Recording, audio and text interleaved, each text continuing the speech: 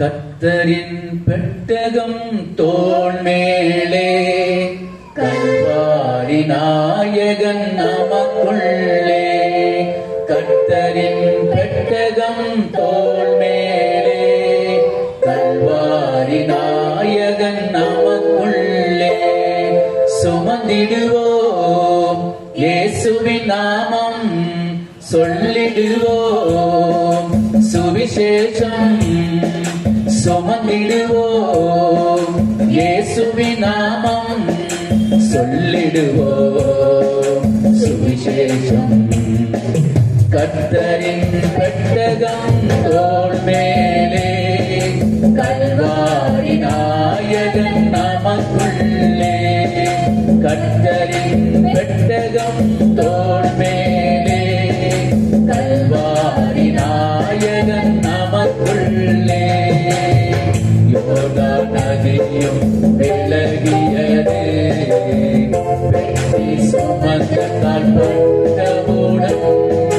யோர்தான் நதியும் விலகியது, வெற்றி சுமந்தால் பட்டவுடன். எரிகோ மதில்கள் இடிந்து விழுந்தன, 7 நாள் ஊர்வலம் வந்ததினால். எரிகோ மதில்கள் இடிந்து விழுந்தன, 7 நாள் ஊர்வலம் வந்ததினால். சுமந்திடுவோம் இயேசுவின் நாமம், சொல்லிடுவோம் சுவிசேஷம். சுமந்திடுவோம் இயேசுவின் நாமம், சொல்லிடுவோம் சுவிசேஷம். கர்த்தரின் பெட்டகம் தோள் மேலே, கல்வாரி நாயகன் நமக்குள்ளே. கர்த்தரின் பெட்டகம் தோள் மேலே, கல்வாரி நாயகன் நமக்குள்ளே.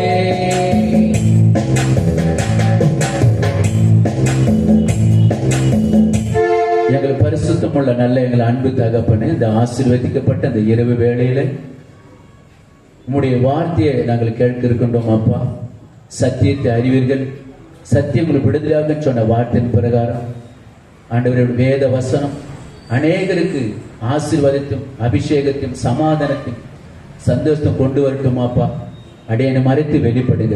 இயேசு கிறிஸ்து மூலம் ஜெபங்கள் ஜீவனுள்ள நல்ல பிதாவே, ஆமென். வந்திருக்கின்ற அருமையான தேவஜனமே, இயேசுவின் நாமத்தால உங்கள் அனைவரும் வாழ்த்துகின்றேன். இந்த நாளில நாம் கர்த்தருடைய வார்த்தையை நாம் தியானிக்க போகிறோம். தேவ ஆவியினால் நடத்தப்படுவது எப்படி? தேவ ஆவியினால் நடத்தப்படுவது எப்படி? ரோமர் 8ஆம் அதிகாரத்துல 1வது வசனம், ஆனபடியால் கிறிஸ்து இயேசுக்கு உட்பட்டவர்களாய் இருந்து மாம்சத்தின்படி நடவாமல் ஆவின்படியே நடக்கிறவர்களுக்கு ஆக்கினை தீர்ப்பு இல்லை. மாம்சத்தின்படி நடவாமல் ஆவின்படியே நடக்கிறவர்களுக்கு ஆக்கினை தீர்ப்பு இல்லை.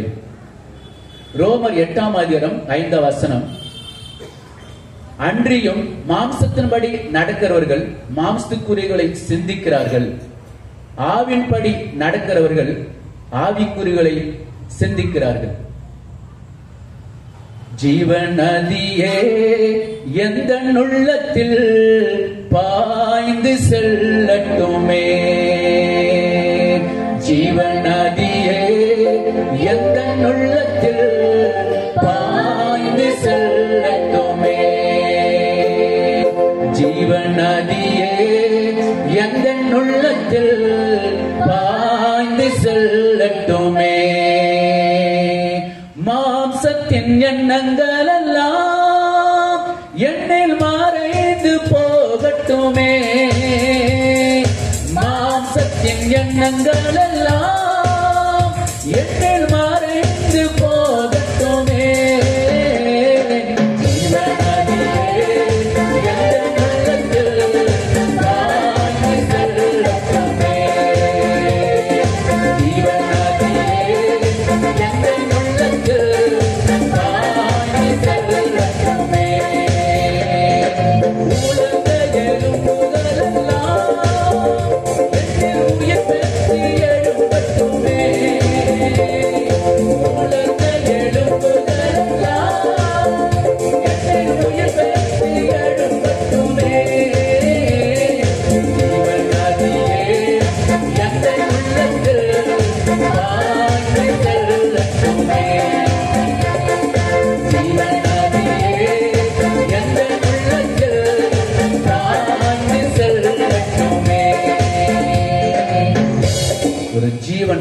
நம்முடைய உள்ளத்தில் பாயும் போது வேத வசனம் சொல்லுது, மாம்சத்தின் கிரிகளும் அழிந்து போயிடும். இங்க அன்றியும் மாம்சத்தின்படி நடக்கிறவர்கள் மாம்சத்துக்குரியவர்களை சிந்திக்கிறார்கள், ஆவின்படி நடக்கிறவர்கள் ஆவிக்குரியவர்களை சிந்திக்கிறார்கள். ரோமர் 8ஆம் அதிகாரம் 9ஆம் வசனம், தேவனுடைய ஆவி உங்களில் வாசமாய் இருந்தால் நீங்கள் மாம்சத்துக்குட்பட்டவர்களாய் இராமல் ஆவிக்குட்பட்டவர்களாய் இருப்பீர்கள். கிறிஸ்துவின் ஆவி இல்லாதவன் அவருடைய அல்ல. அப்போ தேவனுடைய ஆவி உங்களில் வாசமாய் இருந்தால், இப்ப தேவனுடைய ஆவி நமக்குள்ள இருக்கும் போது ஒருவேளை நம்ம ஆவிக்குரிய பிரகாரம் நடத்தப்படும். ஒரு குடும்பத்துல ஜெபிக்க அழைத்திருந்தார்கள். அந்த குடும்பத்தில் போன பிறகு நல்ல ஒரு பக்தியிலும் குடும்பம் தான். அப்போ இங்க இருந்து நான் ஆயத்தமா ஒருவேளை ஜெபத்தோடு இந்த வீட்டுக்கு போயிருந்தேன். இப்போ போன பிறகு திடீர்னு அவங்களுடைய கணவர் வீட்டுக்குள்ள வந்த மாத்திரமே திடீர்னு அவங்க அந்த அம்மா சொன்னாங்க, ஐயா நீங்க அப்புறமா வாங்க அப்படின்ட்டாங்க. இந்த ஆவிக்குறி பிரகாரம் அவங்க ஊழியக்கார அழைக்கணும், ஜெபிக்கணும், ஆசீர்வாதம் குடும்பத்துக்கு வேணும் அப்படி சொல்லி நினைக்கும் போது, ஆனா திடீர்னு ஒருவேளை குடும்பத்திலே ஒருவேளை கணவர் மூலியமா இல்ல இப்ப வேண்டாம் அப்படி தடை வரும்போது அந்த இடத்துல அந்த பிரசன்ஸ், இந்த அபிஷேகம் அவங்க இழந்து போயிடுது. அப்ப இந்த ஆவிக்குறிகளே சிந்தித்துக் கொண்டிருக்கும் போது அவங்க அந்த சிந்தனை தான் வந்து கொண்டே இருக்கும். அதான் நம்ம ஏற்கனவே வசனம் படிச்ச மாதிரி ரோமர் 8:5 அன்றியும் மாம்சத்தின்படி நடக்கிறவர்கள் மாம்சத்துக்குரியல சிந்திக்கிறார்கள், ஆவியின்படி நடக்கிறவர்கள் ஆவிக்குரியர்கள் சிந்திக்கிறார்கள். ரோமர் 8:14 சொல்றாரு, மேலும் எவர்கள் தேவனுடைய ஆவியினாலே நடத்தப்படுகிறார்களோ அவர்கள் தேவனுடைய புத்திரராய் இருக்கிறார்கள். யார் தேவனுடைய ஆவியினால் நடத்தப்படுகிறார்களோ அவர்கள் தேவனுடைய புத்திரராய் இருக்கிறார்கள். நீங்க பாத்தீங்கன்னா நம்முடைய வேதத்துல செசரியா பட்டணத்துல கொர்நேலியு என்கிற ஒரு தேவ மனுஷன் இருக்கிறான். நீங்க அப்போஸ்தலர் 2ஆம் அதிகாரத்துல படிக்கும் போது அவன் எப்போதும் தேவன் நோக்கி ஜெபித்துக் கொண்டிருப்பான், தான தர்மங்களை செய்து கொண்டிருப்பான். அவனுடைய செயல்பாடு பார்க்கும்போது ஆவிக்குரிய ஜீவித்துல வாழ்ந்து கொண்டிருந்த ஒரு மனிதன். அப்ப எப்போதும் ஜெபித்துக் கொண்டிருந்த அந்த மனிதன், கர்த்தருக்கு பிரியமான காரியம் செய்து கொண்டிருந்த மனிதன் ஒரு தேவதூதன் தரிசனமாகி, நீ பேதுரு அழைத்து கொண்டு வா, அவர் உங்களுக்கு சில காரியங்களை பேசுன்னு சொல்லி தேவனுடைய தரிசனம் பெற்ற பிறகு ஒருவேளை அவன் வேலைக்காரன் அனுப்பி பேதுரு அழைத்து கொண்டு வந்த பிறகு, அப்ப கொர்நேலியு பாருங்க தன்னுடைய குடும்பத்தில் உள்ள அனைவரையும் உறவினர் எல்லாரையும் அழைத்து கொண்டு அந்த வீட்டுல எல்லாரும் உட்கார வைத்திருக்கிறாப்ல. அப்ப பேதுரு பிரசங்கம் பண்ணும் போது அப்போஸ்தலர் 10:44 சொல்லப்படுகிறது, வசனத்தை கேட்ட யாவர் மேலையும் பரிசுத்த ஆவியானவர் இறங்கினார் என்று சொல்லப்படுது. வசனத்தை கேட்ட யாவர் மேலையும் பரிசுத்த ஆவியானவர் இறங்கினார். பாருங்க அவருடைய வழிநடத்தல் பாருங்க, ஒருவேளை ஆவிக்குரிய ஜீவியமா அவருக்கு இருக்குது. அவன் எப்போது தேவ நோக்கி ஜெபித்துக் கொண்டிருந்தான். அவன் தான தர்மம் செய்து கொண்டிருந்த அந்த மனிதன் அவனுடைய சிந்தனை இங்க பார்க்கும்போது இன்னும் ஒருவேளை வளர்ச்சி அடைய வேண்டும், என்ன என் குடும்பம் ஆவிக்குரிய ஜீவிதத்தில் வளர வேண்டும் என்பதற்காக ஒருவேளை பேதுரு மூலியமா இன்னும் அநேக தேவனுடைய சத்தியங்களை அவன் கேட்டான். அந்த குடும்பம் இன்னும் ஆவிக்குரிய ஜீவிதத்தில் வளர ஆரம்பித்தது. அருமையான தேவஜனமே, ஆவியினால் நடத்தப்படுவது எப்படி? நம்பர் 1, ஆவியை பெறுவது எளிது, ஆவியினால் நிரப்பப்படுவதும் எளிது, வரங்க கிரியை செய்வதும் எளிது. அதை விட அவருடைய ஆவியால் நடத்தப்பட வேண்டும். ஆவியானவரால் நம்ம என்ன பண்ணுவோம்? நடத்தப்பட வேண்டும். ஆவியானவர் நடத்தினால் தோல்வி இல்லை, எப்போதும் ஜெயம் கிடைக்கும். ஆவியானவர் நடத்தினால் மந்திரமோ செய்வினையோ பில்லி சூனை கட்டிகளோ நம்ம எதிர்த்து நிற்க முடியாது. அப்போ ஆவியானவர் நமக்குள்ள இருக்கும்போது இதெல்லாம் எதிர்த்து நிற்க முடியாது, நம்ம பக்கத்துல அது வராது.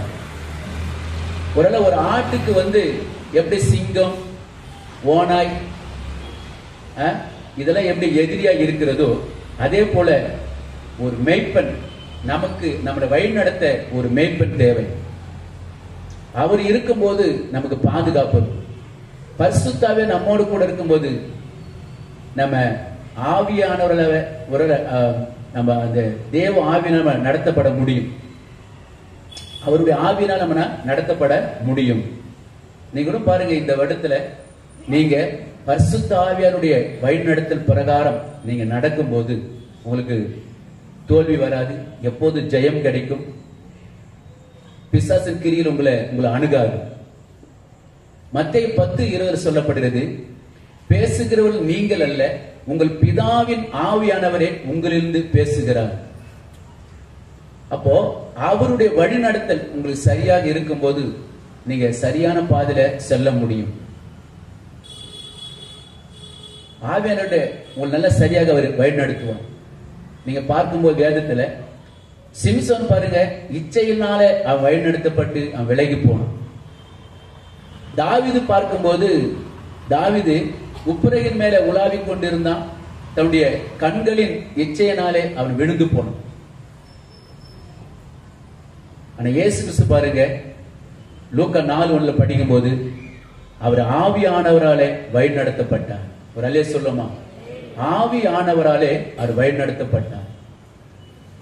லூக்கா 4:1 சொல்லப்படுது, அவர் ஆவியில நிறைந்து அப்படி சொல்லப்படுது. ஆவியில நிறைந்து ஆவியான வழிநடத்தப்பட்டார்.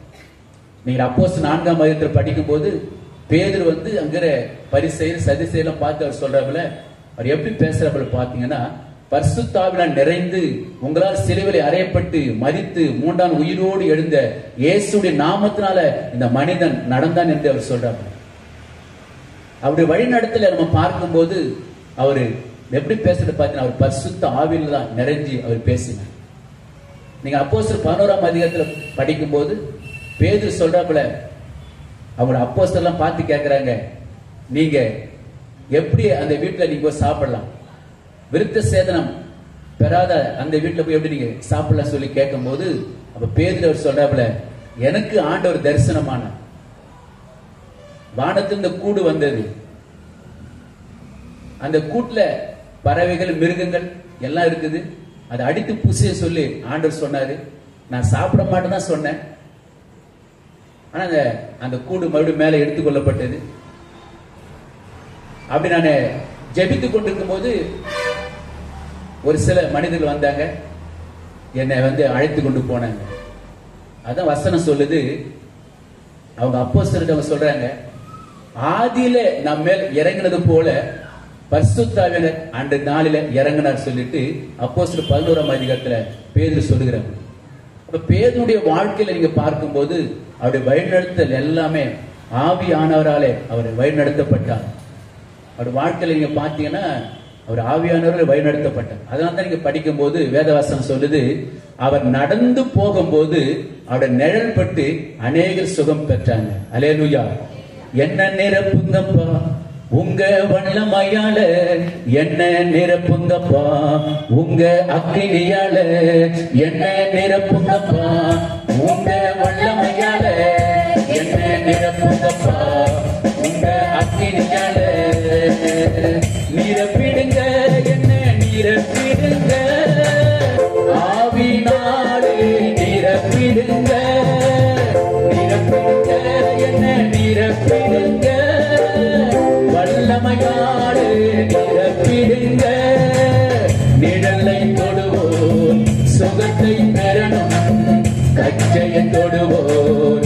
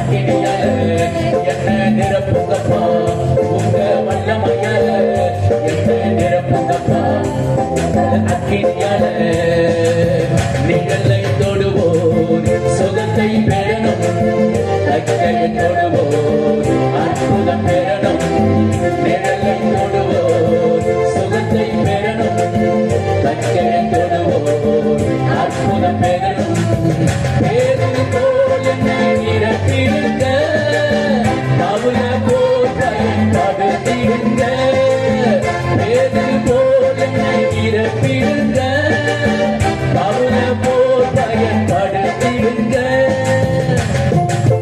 அல்லேலூயா. இந்த புது வருஷத்துல ஒரு வீட்டுக்கு ஜெபிக்க கூட்டிருந்தாங்க. அப்போ அந்த வீட்டுக்கு ஜெபிச்சுட்டு இன்னொரு வீட்டுக்கு நான் போறதே எனக்கு அவங்க சொன்னாங்க, ஐயா பக்கத்து வீட்டுக்கு போங்க, அங்க ஒருத்தர் உடம்பு சரியில்லாம இருக்கிறாங்க அப்படின்னா. அப்போ அந்த வீட்டுக்கு போன பிறகு அந்த வீட்டுல ஒரு ஐயா கட்டில கிடத்தப்பட்டிருந்தார். நான் அவர் கேட்டேன், என்ன அவருக்கு பிரச்சனை அப்படின்னு கேட்கும்போது அவங்க சொன்னாங்க, ஐயா அவருடைய இந்த லிவர் எல்லாம் பாதிக்கப்பட்டு எல்லாம் டேமேஜ் ஆயிடுச்சு, அவர் குடிச்சு அது சரீரம் முழுவதும் இப்ப கெட்டு போயிடுச்சு, ஐயா நீங்க ஒரு பிரேயர் பண்ணுங்க அப்படின்னா. சரி எழுந்து உட்கார வைங்க. இல்ல எழுந்து உட்கார வச்சு வாயிலிருந்து ரத்தம் வருது அப்படின்னா. அப்போ நான் அந்த படுத்திருந்த அந்த ஐயாவுக்கு இயேசு பற்றி சொன்னேன். என்ன சொன்னேன் அப்படின்னா, எஸ்அப்பா எனக்காக சிலுவில மரித்து மூன்றாம் உயிரோடு எழுந்தீங்க அப்படி வாயில சொல்ல வச்சு ரோமர் 10:9 பிரகாரம் அந்த பிரகாரம், ஏன்னா ரோமர் 10:9 சொல்ற தேவன் மரித்தோர்ந்து எழுந்தார் என்று ஒரு வாயினால சொல்லும் போது நீ ரட்சிக்கப்படுவேன் அப்படின்னு வசனம் இருக்குது. இந்த வசனம் தான் சொல்லி அவருக்கு பிரேயர் பண்ண. அப்ப ஜெபிச்சுட்டு நான் வந்துட்டேன். ஒரு 2 நாள் கழித்து அந்த ஐயாவுடைய உறவினர் ஒருத்தர் சந்திச்சு நான் கேட்டேன், இப்ப அவர் எப்படி இருக்கிறாரு, இப்ப அவர் நல்லா இருக்கிறாரு சொன்ன. ஒரு அலே சொல்லுமா, அல்லேலூயா. பாருங்க, நீங்க தேவனால வழி நடத்தப்படும் போது, நீங்க பரிசுத்தால் நிறைந்திருக்கும் போது, நீங்க ஜெபிக்கும் போது அந்த வல்லமை அந்த அபிஷேகம் கடந்து போகும். பேதுரு நிழல் பட்டு அநேக சுகம் பெற்ற, வேதத்துல சுகமான. ஏன்? பேதுரு தேவ ஆவினால அவன் நடத்தப்பட்டான். தேவன் சொல்லுகிற மாதிரி நடந்தான். பாருங்க, அவன் மூலியமா நிறைய அதிசயங்கள் அற்புதங்கள் நடந்தது. அல்லேலூயா.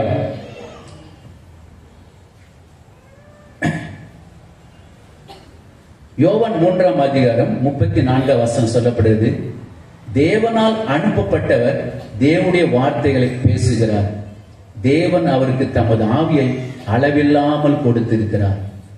தேவனால் அனுப்பப்பட்டவர் தேவனுடைய வார்த்தைகளை பேசுகிறார், தேவன் அவருக்கு தமது ஆவியை அளவில்லாமல் கொடுத்திருக்கிறார். யோவான் ஸ்தானம் எப்படியாக சொல்கிறார், தேவனால் அனுப்பப்பட்டவர் தேவனுடைய வார்த்தைகளை விட பேசுகிறார். இப்ப தேவனால் அனுப்பப்பட்டவர் தேவனுடைய வார்த்தைகளை பேசுகிறார், அது இல்லாம அளவில்லாமல் கொடுத்திருக்கிறார் என்று சொல்லப்படுது. ஒருவேளை ஆண்டவர் சமூகத்துல நாம் ஜெபிக்கும் போது, பரிசுத்தாவில் நிறைஞ்சு ஜெபிக்கும் போது, ஆவியானவர் நடத்தப்படும் போது அவருடைய ஆவியை அளவில்லாமல் நமக்கும் கொடுப்பார். அல்லேலூயா. நமக்கும் கொடுப்பார்.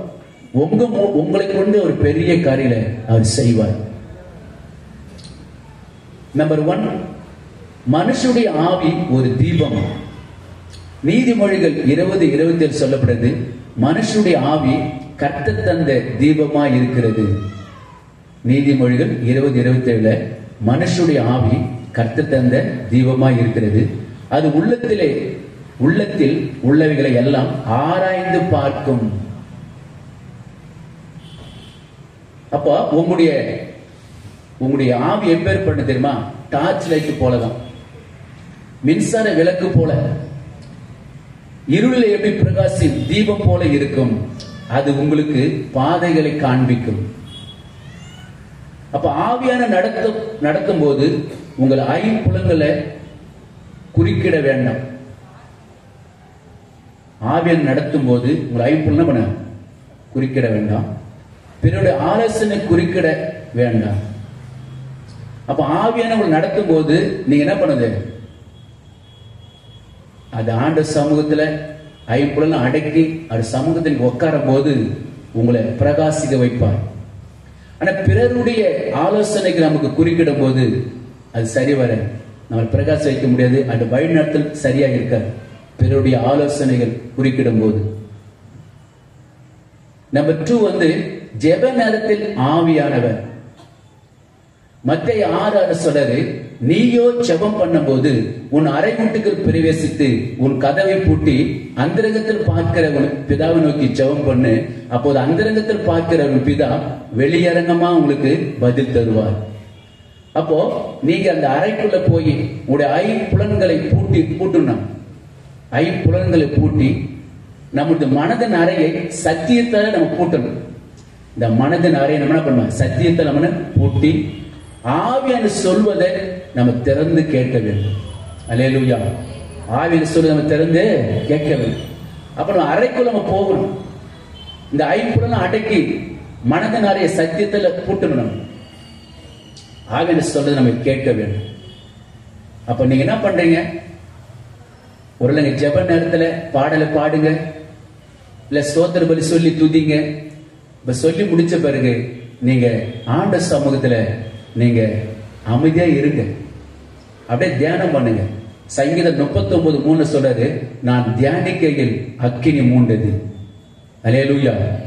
பெர்க்மன் சாஹிப் ஒரு பாட்டு பாடுகிறது, அக்கினி மூண்டது அனல் கொண்டது, ஒரு பாட்டு இருக்குது.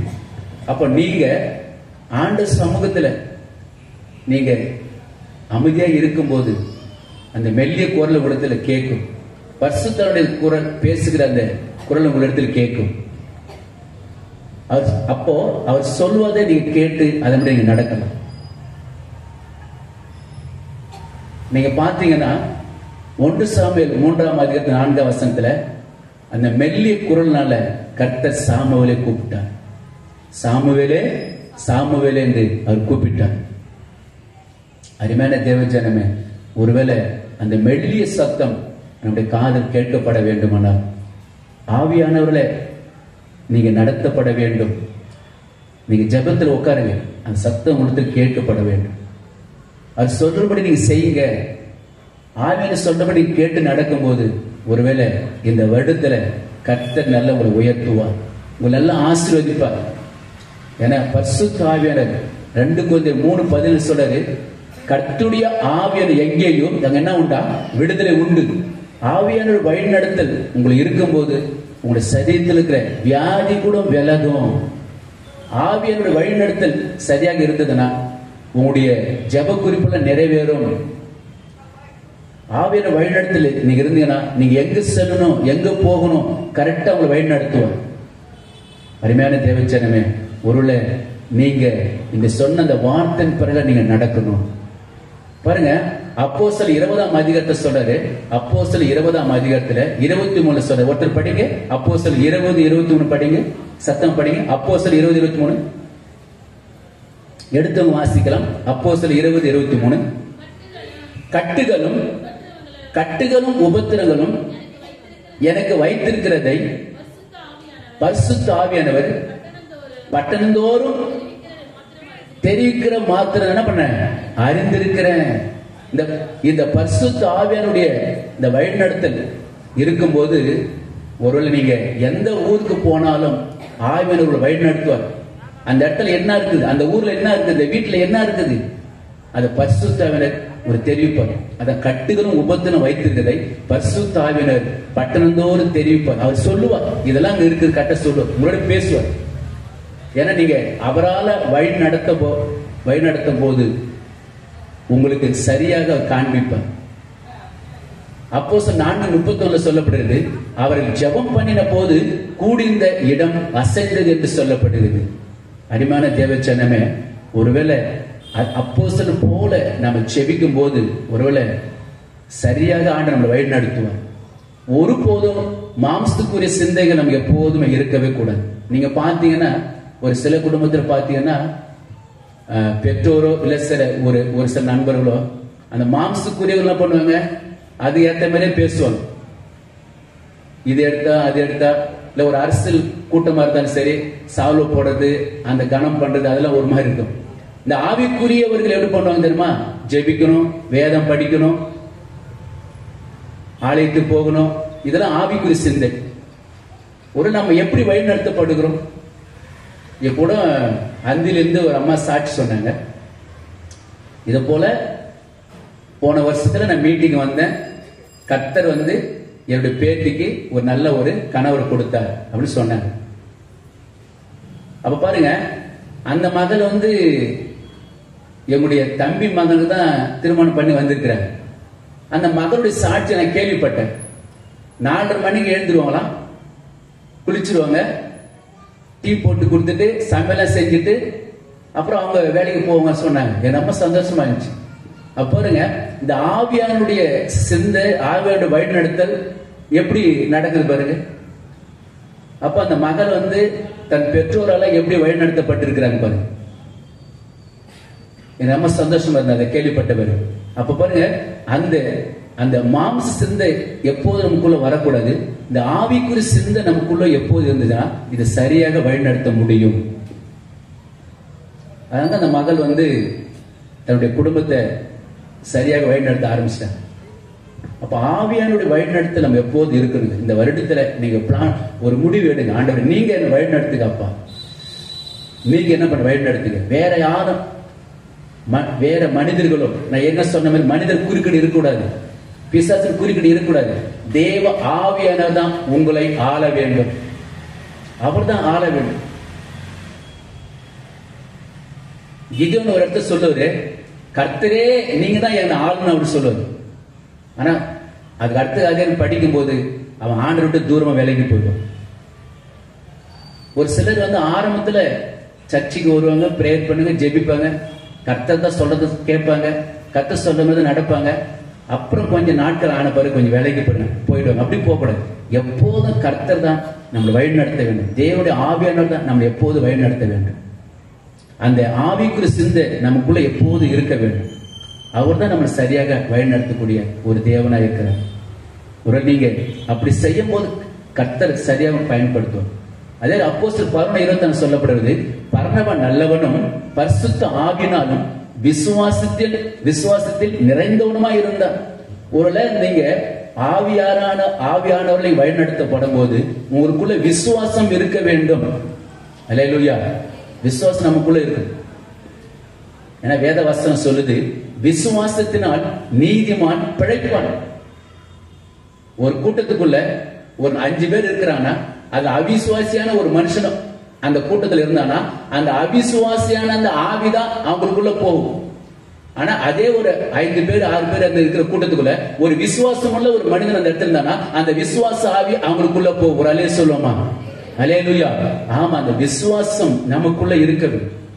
எனக்கு அற்புதம் செய்வார், எனக்கு என் தேவைகளை சந்திப்பார். அல்லேலூயா. பாருங்க, இந்த சாட்சியை ஏற்கனவே சொல்லியிருக்கிறேன்.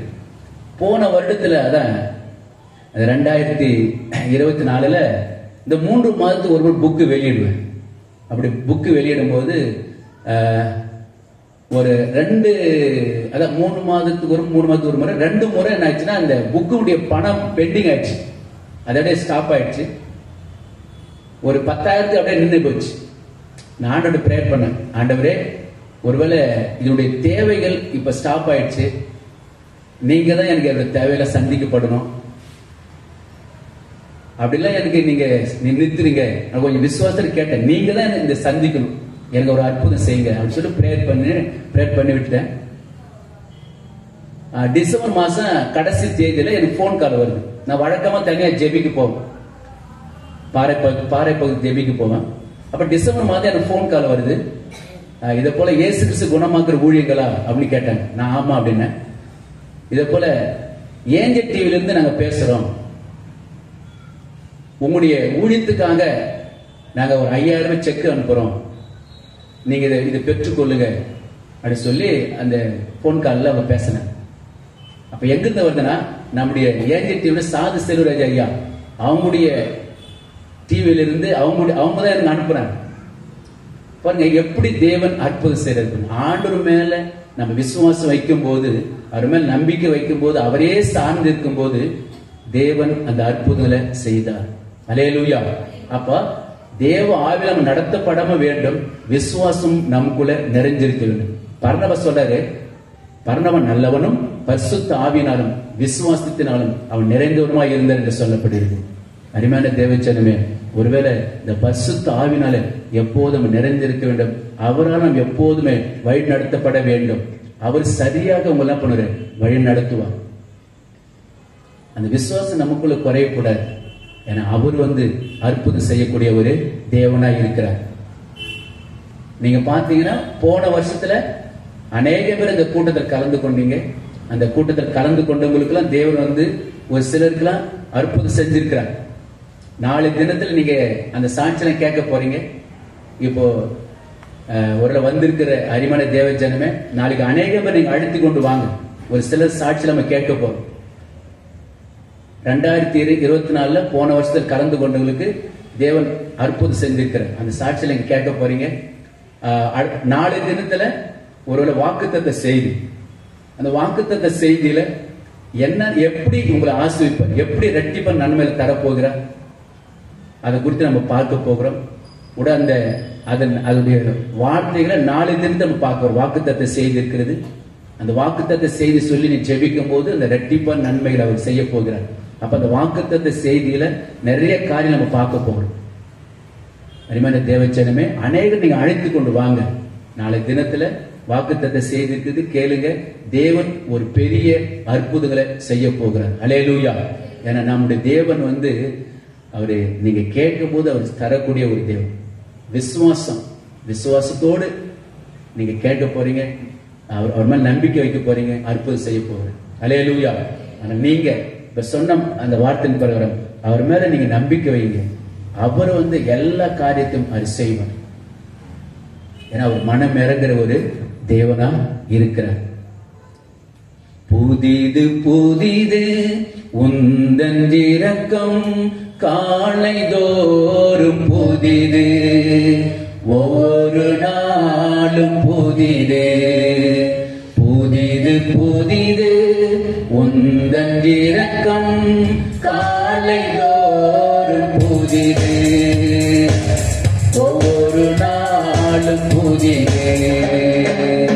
முடிவு இல்லாதது உந்தன் மனதுருக்கம், முடிவு இல்லாதது உந்தன் மனதுருக்கம். விலகாத கிருபை மாறாத அன்பு கர்த்தர் நல்லவர். விலகாத கிருபை மாறாத அன்பு கர்த்தர் நல்லவர். விலகாத கிருபை மாறாத அன்பு கர்த்தர் நல்லவர். விலகாத கிருபை மாறாத அன்பு கர்த்தர் நல்லவர். கிருபை என்றும் உள்ளதே, கிருபை என்றும் உள்ளதே.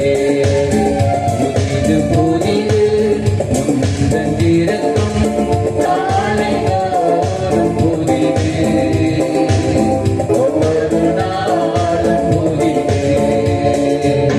புதிது புதிது உந்தன் இரக்கம் காலை தோறும் புதிது, ஒவ்வொரு நாளும் புதிது.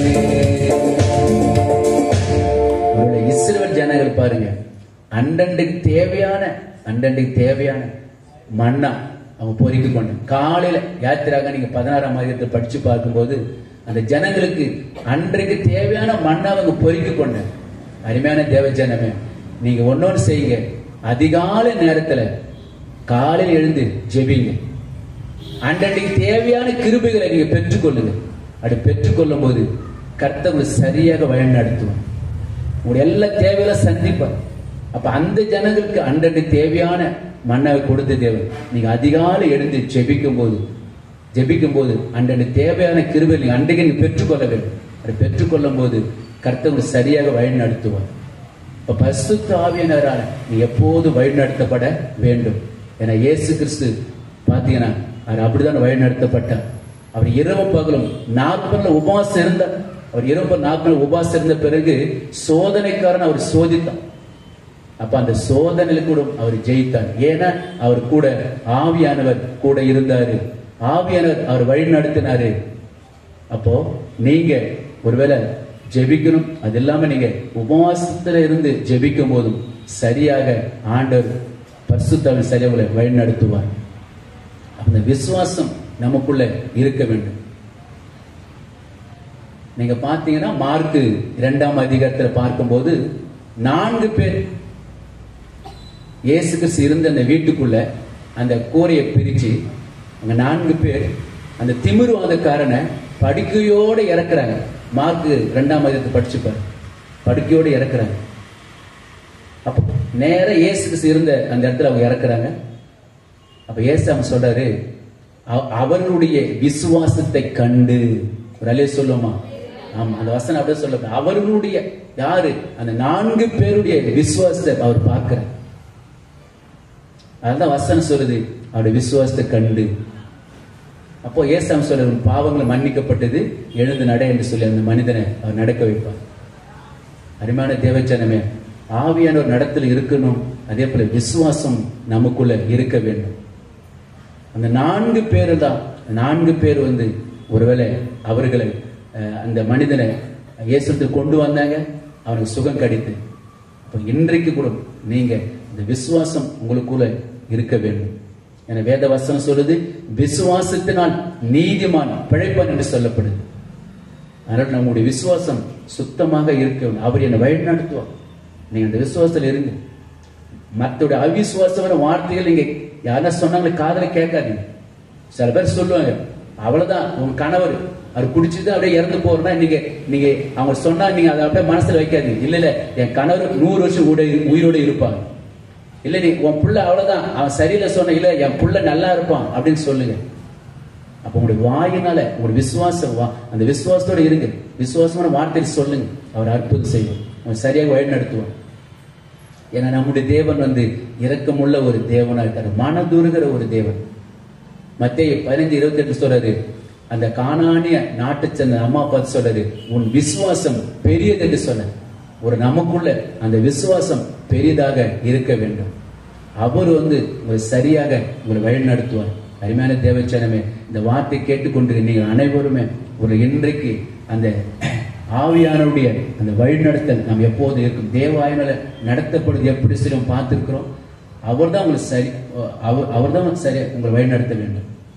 வேற யாரும் உங்களை வழிநடத்தக்கூடாது. அப்ப அவருக்கிட்ட நீங்க போங்க. இன்னைக்கு பரிசுத்தவனே என்ன நீங்க வழி நடத்துங்க. நீங்க கேளுங்க, அவர் சரியாக ஒரு வழி நடத்துவோம்.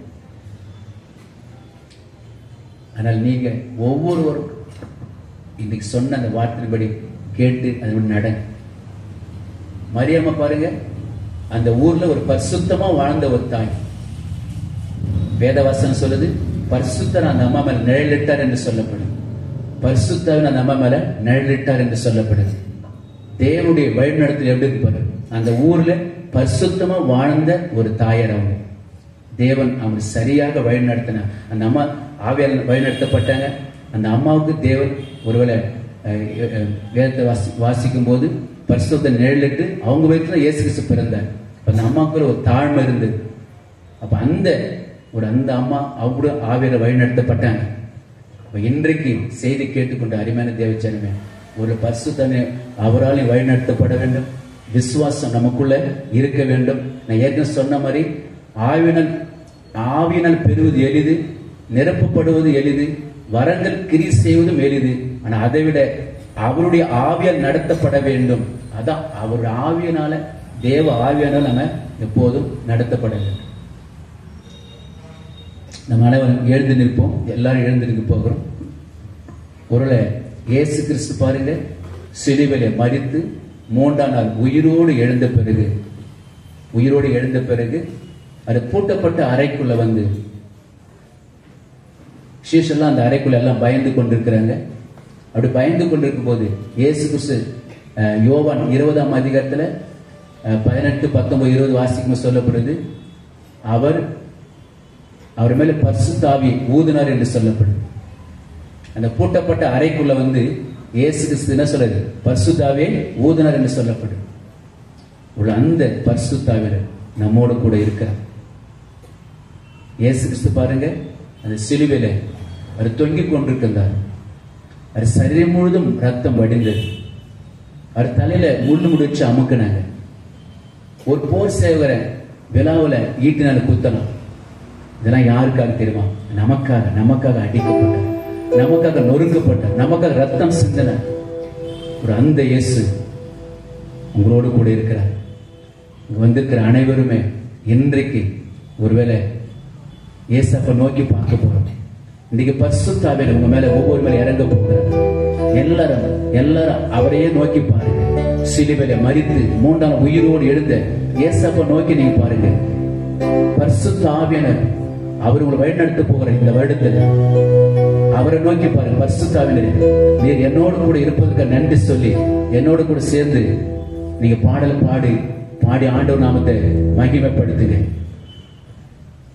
என்ன நிரப்புங்கப்பா உங்க வல்லமையால, என்ன நிரப்புங்கப்பா உங்க அக்கினியால, என்ன நிரப்புங்கப்பா உங்க வல்லமையால, என்ன நிரப்புங்கப்பா உங்க அக்கினியால, நிரப்பிடுங்க என்ன நிரப்பிடுங்க, ஆவினாலே நிரப்பிடுங்க, நிரப்பிடுங்க என்ன நிரப்பிடுங்க, வல்லமையாலே நிரப்பிடுங்க. நிழலை தொடுவோம் சுகத்தை பெறணும், கற்றை தொடுவோம் அற்புதம் பெறணும். நிழலை தொடுவோம் சுகத்தை பெறணும், கற்றை தொடுவோம் அற்புதம் பெறணும். பேரு போல் என்னை நிரப்பிடுங்க, பவுல போல் பயன்படுத்திடுங்க,